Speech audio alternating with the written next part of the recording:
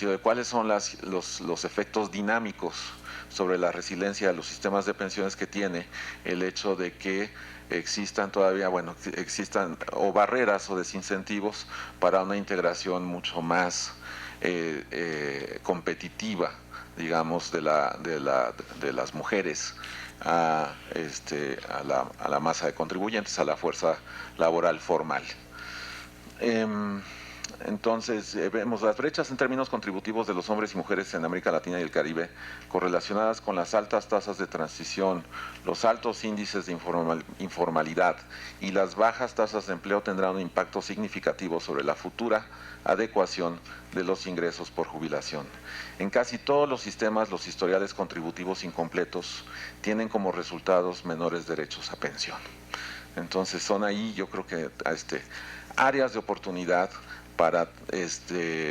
traer sobre la mesa de discusión y de análisis la creatividad y la necesidad de pensar fuera de la caja para encontrar los mecanismos y las soluciones que pueden pensar en escenarios distintos. La siguiente, por favor. Sobre pensiones contributivas versus pensiones sociales no contributivas. Una gran parte de las personas mayores en América Latina y el Caribe tendrán que recurrir a otras fuentes de ingresos diferentes a las pensiones contributivas, como los ingresos provenientes del trabajo, ya sabemos, activos inmobiliarios, las transferencias, las pensiones sociales y el apoyo familiar. En el reporte que he mencionado, creo que también hay una, y por eso también la invitación a que vean la granularidad con la que se establecen, digamos, bueno, diría yo, las primeras pinceladas analíticas acerca de cuál es el efecto que tiene la estructura familiar también en América Latina y el Caribe, que hace posible que exista una especie de colchón o de amortiguador, ¿no?, respecto de la vulnerabilidad de las personas en edad avanzada, en la medida en que tienen como alternativa el estar insertas en hogares multigeneracionales para disminuir su vulnerabilidad y, por supuesto, bueno, tener un costo menor para el sistema.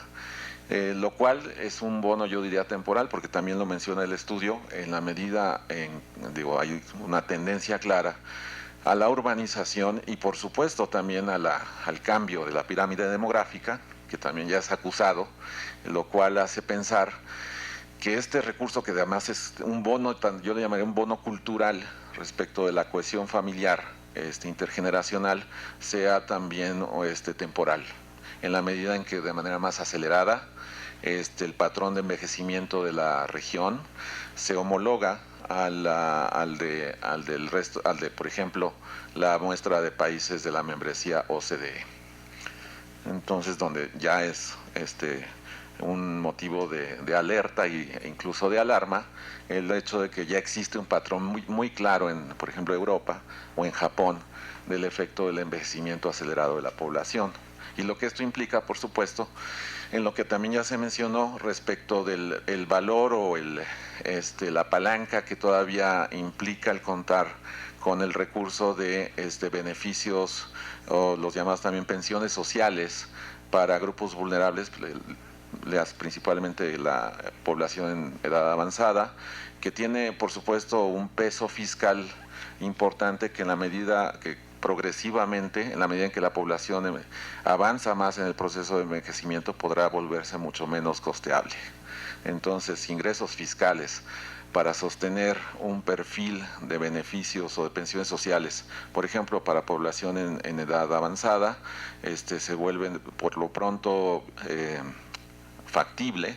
pero sí la pregunta queda desde el punto de vista de resiliencia abierta respecto de cuál es el perfil de costeabilidad o de financiación de este esquema también de complementariedad de pensiones sociales para el grupo de población de mayor edad. Entonces, si bien ya vemos aquí que las pensiones sociales en América Latina y el Caribe se están expandiendo, bueno, es un recurso que cada vez se vuelve más socorrido en la región y que de manera cada vez más que tiene de manera mucho más clara un peso estratégico en el sentido de, desde cierto punto de vista, paliar el déficit de cobertura que ya se mencionó. Siguiente. Y entonces, como parámetro de desempeño clave, se requiere un análisis de los indicadores clave en términos de adecuación, incluyendo las tasas de reemplazo brutas y netas, y la riqueza de la pensión para las mujeres y los hombres por diferentes niveles de ingreso. Esto ya se ha también reseñado en las exposiciones anteriores, particularmente pues las de David y de Gonzalo. Entonces en este sentido, bueno, yo rescato también el hecho de que nos encontramos en un timing, creo que muy oportuno, al menos desde el punto de vista de la colaboración que he mencionado entre instituciones, de alimentar los debates sobre los sistemas de ingreso para la jubilación con datos que puedan ser utilizados como punto de referencia por personas con diferentes visiones para el futuro de las pensiones. Este enfoque positivo, en el sentido cognitivo, epistemológico positivo, en el análisis de la adecuación, también reconoce que el diseño de beneficios es en gran medida una decisión subjetiva que varía entre las diferentes sociedades.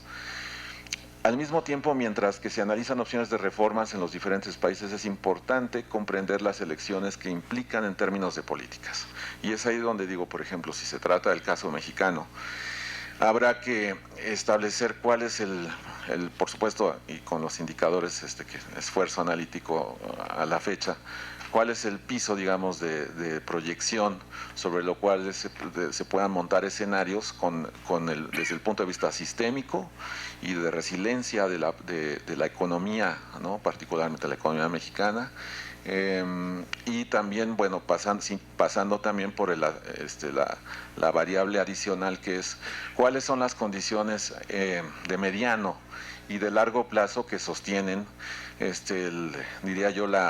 el vórtice de un diseño de sistema de pensiones que a final de cuentas es el pacto social, sobre el cual, bueno, operan no solamente los tomadores de decisiones de alto nivel, sino por supuesto la sociedad en su conjunto, a la hora de expresar cuáles son sus expectativas y por supuesto dentro de un juego de pluralismo democrático en donde es importante informar, debatir y replantear cuáles son los términos que pueden ser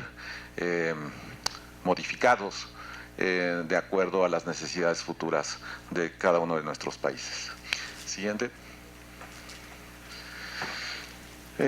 Bueno, pues solamente para hacer una precisión, ahí está un poco más acerca de la metodología que informa nuestro reporte del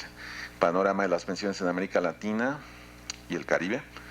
De cualquier manera, pues esto sería mucho más